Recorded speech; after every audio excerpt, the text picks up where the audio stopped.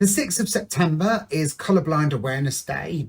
It's the birthday of John Dalton, who was a scientist born in 1766, and he was the first person known to realise colourblindness exists.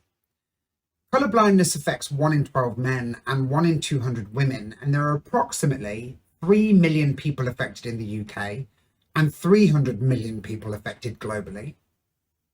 For most colourblind people, their condition is genetic, although some people become colourblind as a result of other diseases, such as diabetes or multiple sclerosis. For others, it can be acquired due to aging or from taking drugs and medications.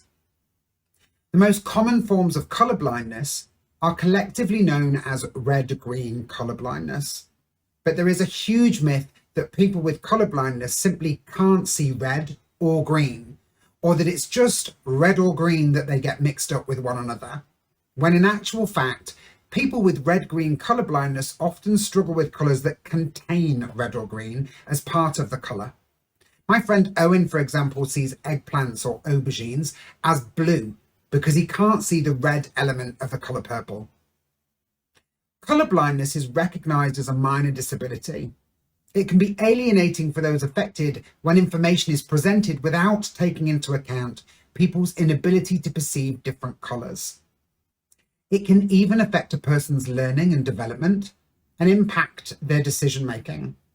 Imagine, for example, trying to make sense of a complicated graph or chart where the colours are indistinguishable from one another.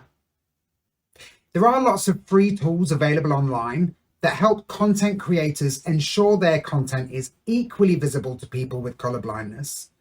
For example, TopTal.com has a free colour filter that allows you to enter a URL and see how it appears to different people with different types of colour blindness. And Marie Chatfield created an online tool for viewing PDFs through a colourblind lens, so you can see whether your internal documents are going to cause issues for those people affected. It's also a handy way for those of us who aren't affected to see how colour blindness affects different people. So go take a look.